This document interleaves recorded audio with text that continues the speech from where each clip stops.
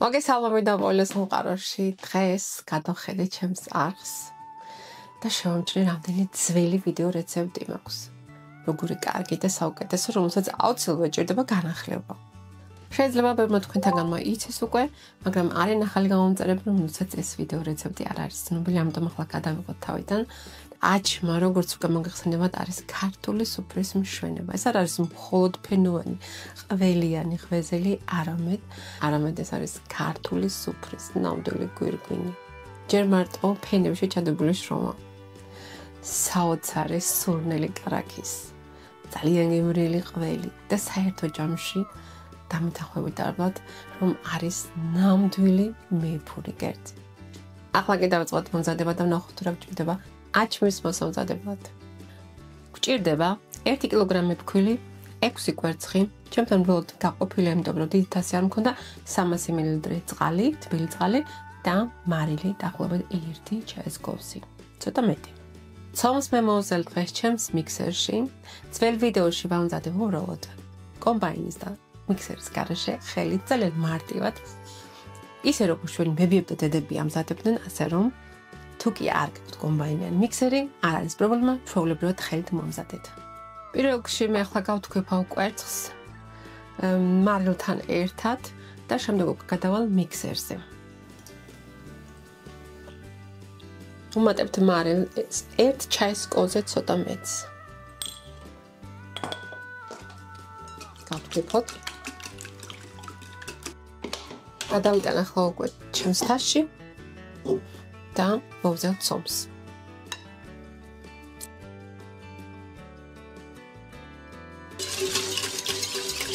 ვუმატებთ ქვილს და ქვილი აუცილებლად შეხედეთ. შეიძლება თქვენთან ფქვილი არის უბრალოდ სხვა ხარისხის, ამიტომ ან ცოტა მე დაგჭირდეთ, ან ცოტა უფრო მეტი. უნდა მოვზილოთ საშუალოზე უფრო მაგარი ცომი, რომ შემდეგ მოხარშვის დროს არ გაიხეს.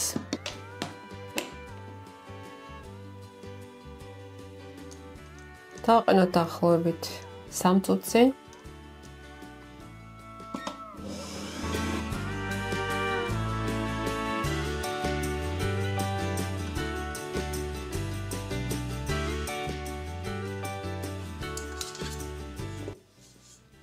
ცომი მოვზილოთ უკვე. ნახეთ როგორია, ხელზე არ მეწებება. დავამუშავოთ კიდევ ერთხელ, უნდა იყოს აუცილებლად პრიალა.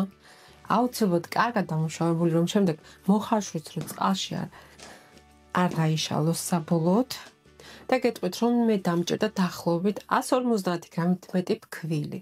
იმიტომ ამბობ, რომ ფქვილი ყოველთვის არის ყველგან სხვადასხვა ხარისხის და სხვადასხვა ცილის შემცველობით. ნახეთ როგორია. ესეთი ხელით თუ მოზელთ, დაგჭირდებათ 1-10 წუთი მაინც, რომ ესეთი პრიალა ცომი გამოვიდეთ. ახლა მეგობრებო, გადავიტან სხვა ჭურჭელში, დავასვენოთ 9 საათი, ამას ბოშ დავხეხოთ ყველი და შემდეგ უკვე გადავიდეთ ფენების გარტყელებაზე.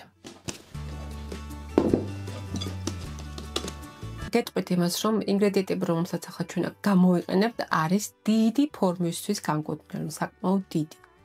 თუ ამზადებთ შედარებით უფრო მომცრო და პატარა ფორმაში, აუცილებლად შეამცირეთ ინგრედიენტების რაოდენობა. ახლა ჩვენ გავხეხოთ ყველი, გჭირდება დაახლოებით 1.2 კილო ამ პროპორციების ცომზე. 1.2 კილოდან ზემოთ, რაც უფრო მეტი იქნება, რა თქმა უნდა, უფრო გემრიელია. გჭირდება უმარილო ყველი, იდეალური იქნება იმერული ყველი, მაგრამ როგორც უკვე მოგეხსენებათ, მე არ ცხოვრობ საქართველოში, ამიტომ გამოვიყენებ მხოლოდ იმ ყველს, რისი საშუალებაც არის ამ ქვეყანაში. მე მაქვს აქ შერეული ყველი, 500 გრამი მარილენი ყველი და დაახლოებით 700 გრამი უმარილო მოცარელა. ყველს ვყიდულობ მე ლიდლში, ეს არის ევროპის მასშტაბით ყველგან არის ეს მაღაზია, ასევე როგორც ვიცი მე არის ამერიკაშიც, მაგრამ იქ თუ იყიდება ეს ყველი, ვერ გეტყვით არ ვიცი. მოცარელა აუცილებლად გამოიყენეთ ისეთი, რომელსაც არ აქვს ბევრი სითხე, დაუკვირდით აუცილებლად ის პატარა-პატარა მოცარელები განახებთ აქაც, ისინი შეიცავენ ძალიან ბევრ სითხეს და გამოწყობის დროსაც რა თქმა უნდა ძალიან ბევრ სითხეს უშვებენ და ეს მაინდა-მაინც არ არის ახლა კარგი ცომისთვის. ერთადად უნდა იყოს იმერული ყველი, უნდა იყოს უმარილო ყველი, რომელიც აძლევს ნამდვილ ქართულ გემოს. იმერულ ყველთან შეგიძლიათ ასევე დავუმატოთ სულგუნი, რომ გამოვიდეს გაძიძგინებული აჩმა. როგორ განსაზღვროთ პროპორციები დაახლოებით 70% იყოს იმერული ყველი და 30% იყოს სულგონი.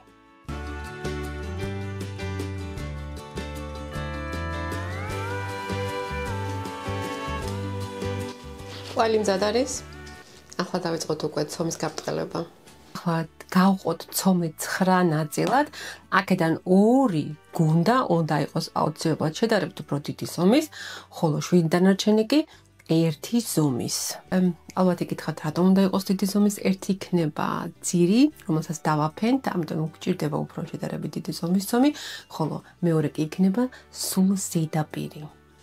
ცომი გავაბრტყელოთ, როგორც ხედავთ. სამწუხაროდ მიკროფონი არ მქონდა ჩართული, ისე ვიღებდით. ამიტომ ესე განახებთ. ენახეთ, ცომი უკვე გაბრტყელებულია, ცოტა ხანი გააჯერეთ, გადააფარეთ აუცილებლად თავზე, რომ არ გაშრეს და ზომები არ აგერიოთ. ცომში შეგინდა გვჭირდება 300 გრამი კარაქი, შეგიძლიათ ასევე ცოტა ზეთიც დავუმატოთ. კარაქი უნდა გავატნოთ შემდეგ ცეცხლზე.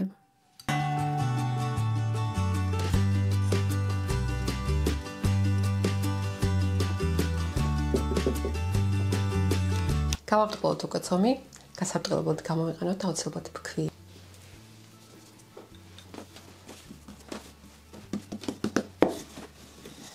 რაც უფრო თხლად გავაბრტყელებთ, უკეთესია, რა თქმა უნდა, ამიტომ შეიცადეთ. მთელი ძალებით არ დაზოგოთ.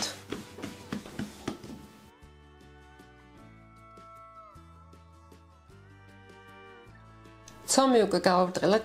აი მეგობრებო, მე ესეთ ფორმაში ვაცხობ, არის საკმაოდ დიდი ფორმა და ზომებს დაგიტოვებთ შემდეგ უკვე დაბლა ინფობოქსში. ახლა ამას მოვასხავთ ჩვენ კარაქი და შემდეგ გადავიტანოთ ჩვენი ცომი. აჭმის ზედა და ქვედა ფენები ხაშოს არ საჭიროებს. ადუღებულ წყალში ვხაშავთ მხოლოდ შუალედურ ფენებს. ახლა ავიღოთ ცომი და გადმოვიტანოთ, გადმოვაფინოთ ზედ. აი ასე.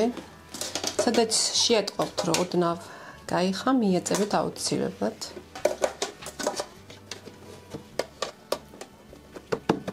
კარგად გადავაბრტყელეთ თვითონ ფორმაზე, ცომი არის საკმაოდ მორჩილი, ზედმეტი ცომი რა თქმა უნდა შეგიძლიათ რომ ჩვეულებრივად მოაჭრათ. აი ასე. აი დავადგე უკვე ასადუღებლად და ამ ფენასაც წავუსვათ, პირველ ფენას წავუსვათ ზემოდან ცხიმი. რადგანაც არის საკმაოდ მშრალი. ავადობთ წყალი, ჩავყაროთ მალ და ხორთ ერთი სუფრის კოზი. ასევე 1-2 სუფრის კოზი ზეთი ჩავასხათ, რომ ცომი გახდეს უფრო ელასტიური და შემდეგ უკვე ვნახოთ დანარჩენი ნაბიჯები. აქ მაქვს მე დიდი ჯამი, ჯამში არის ბევრი წყალი, ცივი წყალი, ძალიან ცივი და კიდევ დავუმატებ ყინულებს. ამ წყალი რაც შეიძლება კარგად გაცივდეს. ეგ 2 ცომის გუნდა მაქვს. და შევძდები რომ ორივე გავაბრტყელო. მეგობრებო, ცომი არის ისეთი, რომ სწრაფად შრება, ამიტომ უნდა იმოქმედოთ. გავაბრტყელებ უხლავით. განახებთ, ესეთი წვრილი გასაბრტყელებელია. და შევძდები რომ რამოდენიმე ცომის გუნდა ერთდროულად გავაბრტყელო.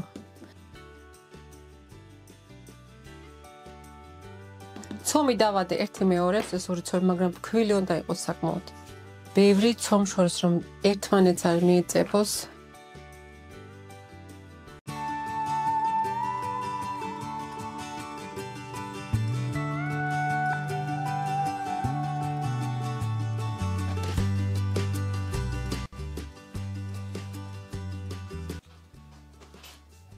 ესეთი ცომი გამოდის მეგობრებო. თუ კი ვერ ახერხებთ მუხლავით და არ გაქვთ გამოცდილი, ამ შემთხვევაში ძალიან მარტივად ჩვეულებრივი საბრტყელებით გააბრტყელეთ. მე ახლა გავაბრტყელებ კიდევ 2 ცალს, ანუ 3 ცალი იქნება სულ და ანუ ცოტა არ აქვს მნიშვნელობა მოკლედ. დავდგებ გვერდზე და ოღონდ ქვილი უნდა გქონდეს ბევრი, მოყოლი რომ არ მიეწევოს მეგობრებო და ჩქარა უნდა იმოქმედოთ, იმიტომ რომ ცომი ძალიან სწრაფად შრება. წყალი დუღს უკვე. ახლა ჩაუშვათ ჩვენი ფირფიტა შიგნით. წყალი უნდა დუღდეს თან, არ შეანელოთ, მაგრამ არ ძალიან მაღალ ტემპერატურაზე არ მოხაშოთ არც ერთ შემთხვევაში. აჭმის ცომის ფენები ხაშოთ ადუღებულ წყალში 30 წამიდან 1 წუთამდე. ხაშვის დრო დამოკიდებულია ცომის სისქეზე. მოხარშვის შემდეგ ფენები დაუყოვნებლივ გადავიტანოთ ცივ წყალში, გავწუროთ და შემდეგ დავაწყოთ ფენებად. გამოსაცხო ფორმაში.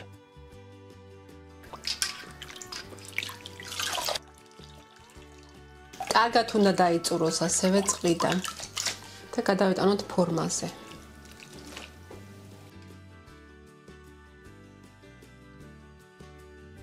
ესე გადავასწოროთ. თუ მაგალითად იმ შემთხვევაში გაიხასადმი, არანაირი პრობლემა არ არის საერთოდ. საერთოდ ვერან ვერ დაინახავს ამას. კარგი უნდა წაუსვათ ყველა ფენას. აბსოლუტურად. ასე გავაგრძელებთ ახლა ჩვენ მოხარშული ფენის მესამე ფენამდე. ხოლო შემდეგ მოვაყაროთ უკვე ყველი, ერთი ნაწილი. მე კიდე მაქვს ცომი ხამას ამ მოსახარში, მოხარშავ მასაც და თან თქვენ ჩემთან ერთად იყავით.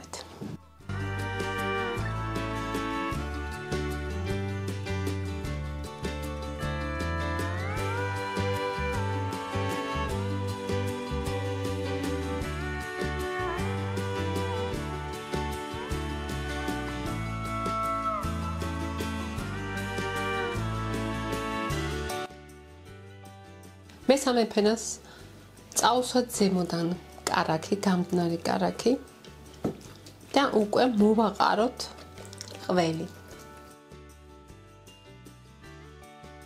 ყველი მოვაყარეთ. ცომი გაბრწყილებულია, გარდა ერთისა, დანარჩენი ცომით. წყალი უნდა გამოცვალოთ აუცილებლად, ერთხელ გამოცვალეთ და ისევ დავუმატეთ მარილი და ზეთი. და ასევე ცივი წყალიც გამოცვალეთ. ნუ უმჯობესია თუ გამოცვლით.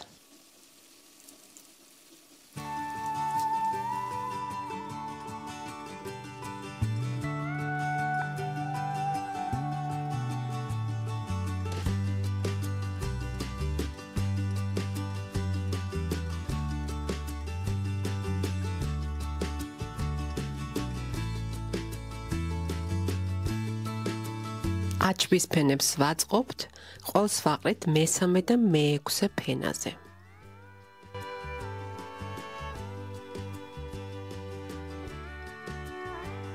მეექვსე ფენაც გადავაფარე, ახლა მოვაყაროთ უკვე დარჩენილი ყველი.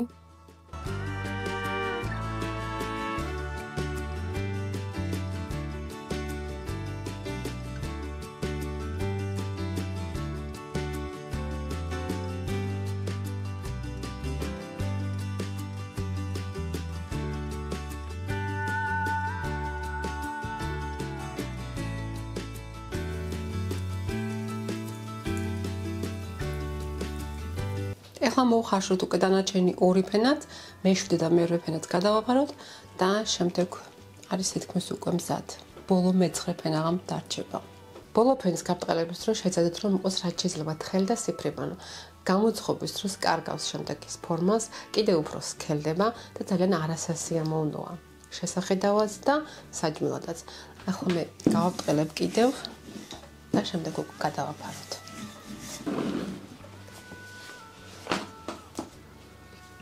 გვერდები შემოვაჭრათ.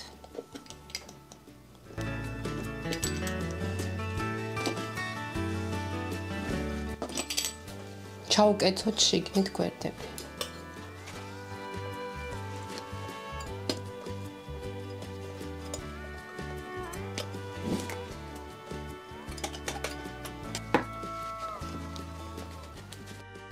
ზემოდან წაუსვათ მორჩენილი კარაქი. გადავანაწილოთ ყველგან კარგად.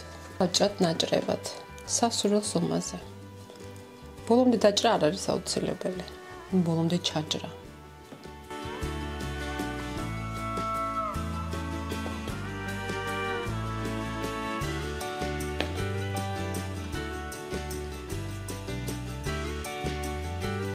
მორჩენილი კარაქი მოვასხათ ზემოდან, მე მომჩა ცოტა კიდევ.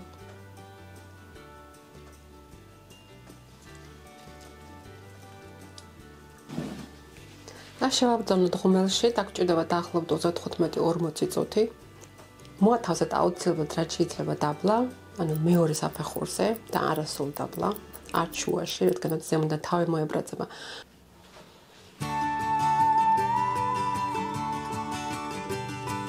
გამოცხვა აჩმა, მე ზემოდან წაუსვი კვერცხის გული, გამოცხონდა დაახლოებით 10 წუთის ადრე, ნუ ბოლომდე სანამ დამთავრდებოდა. ახლა ჩვენ დავჭრათ და ვნახოთ თუ როგორია შიგნიდან.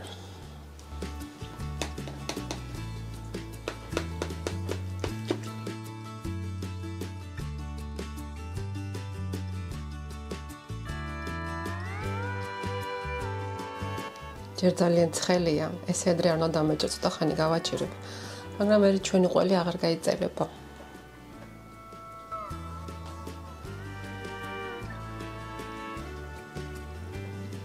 მოდით ახლა გავსინჯოთ ჩვენი გემრიელო.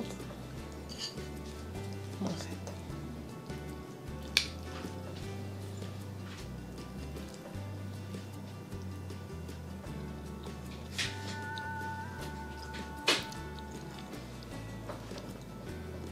სიტყვები აღარ ყოფნის ისეთია. სიტყვები აღარ ყოფნის სასწაულია. აუცილებლად მოამზადეთ. ყველაფერი აქვს იდეალურად, აბსოლუტურად ყველი შერწყმა.